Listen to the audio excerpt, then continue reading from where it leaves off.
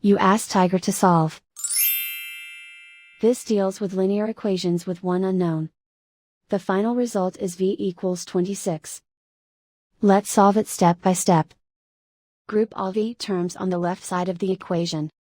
Subtract 3v from both sides.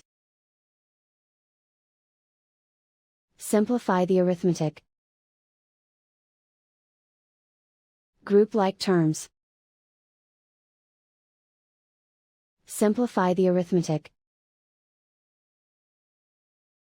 Isolate the v. Divide both sides by -2. Cancel out the negatives. Simplify the fraction.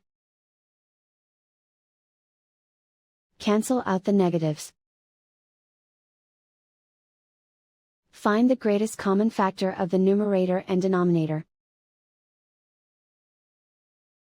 Factor out and cancel the greatest common factor. And so the final result is v equals 26.